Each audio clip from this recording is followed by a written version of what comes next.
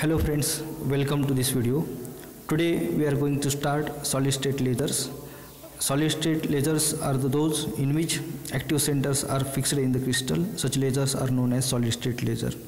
These solid state lasers are electrically non-conducting and also called doped insulator to avoid the connection between semiconductors and solid state laser. So these are called as doped insulator. Ruby laser. In this video we are going to discuss about the ruby laser. General description. Ruby rod, it consists of synthetic crystal, ruby crystal. Ruby, it is a crystal of aluminium oxide which is doped with the chromium plus 3 ions, and which makes a transitions. Chromium ions makes a transitions, and due to that we get lasing action. So this crystal is doped with the chromium plus 3 ions at the concentration of 0.05% in the weight. At this concentration there are about 1.6 into 10 to the power 25 ions per meter cube contains this crystal. This chromium plus 3 ions acts as active centers. As I have already told you that active centers means which makes chromium ions makes transitions, and due to that we get lasing action. So that is called active centers.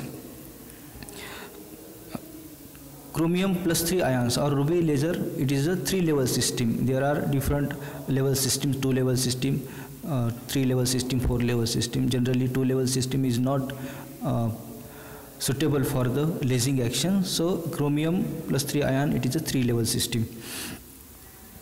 Then in this ruby crystal, aluminium and oxygen atoms acts as they are inert. They does not take part in the lasing action, so that's why they are inert in nature. So structure, actually this is the diagram of ruby laser. It consists of ruby rod. This is a ruby rod. This is its length is about 4 centimeter, and this rod is having diameter of 0.5 centimeter. This is cylindrical rod. This rod is surrounded by the helical tube. This is a helical tube. Actually this tube is filled with the xenon gas, and this acts as a pumping source which flash. Due to the flash of this tube we get the lasing action, or which excites. This is used to excite the atoms of the chromium. This is connected to the external power supply, and this rod is surrounded by this is coolant. If you see, this is coolant. This is avoid this coolant reduces the heat which is produced in this rod. These are two mirrors, this and this. This mirror is 100% silver, while this is 10% silver. The lasing output is getting from this side. So this is external. This is a structure of ruby crystal. Generally, this practically this helical tube is not used. So that's why we prefer a linear xenon gas tube. And this is a ruby rod. This is arrangement is used in case of ruby laser. Okay. Now, as I have already told you that ruby laser, it is a 3-level system. 3-level system. As soon as the crystal is irradiated with the help of light of xenon flash lamp, the ions of chromium absorb. These are the two bands, E3 and E3 dash. These are the two bands.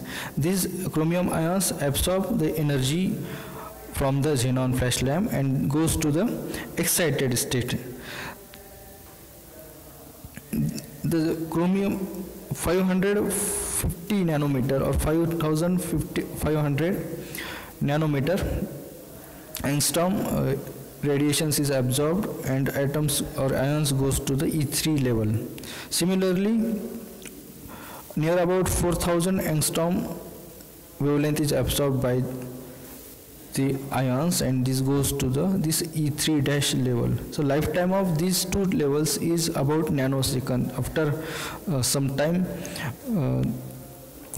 atoms lose or ions lose its energy with the crystal, and they come to the this E2 level. This E2, this is done with the help of non-radiative transition. Means atom loses their energy with the crystal. That's why after a few times or very nanosecond of time, and they come to the this E2 level. This E2 level has more time, that is this is metastable state. Metastable state means the state which has more lifetime, that state is known as metastable state. For lasing action, metastable state is must condition, so that's why E2 level, this E2 level acts as a metastable state. Actually these are the two closely packed or two closely spaced energy levels which has having very less energy difference. So this level E2 is acts as a metastable state.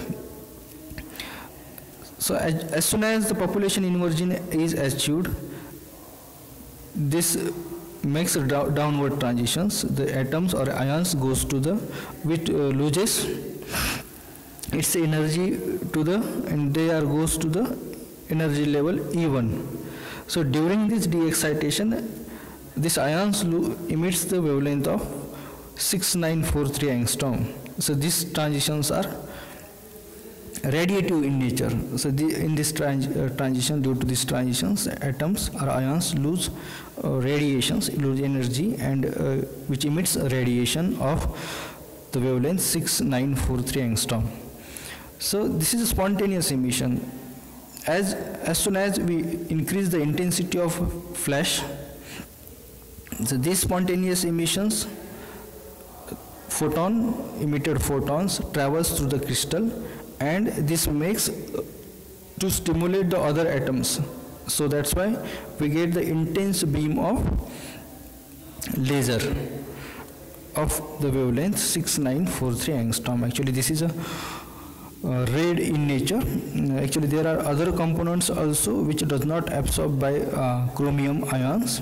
Green and blue transitions or the wavelengths are not absorbed by,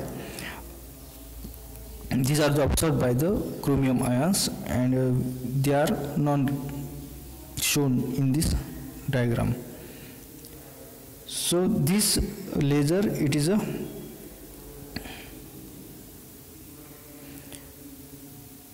have inefficient, its efficiency is about 0.121%. So this laser is used in holography. So this is about the lasing action and laser, Ruby laser. So thank you.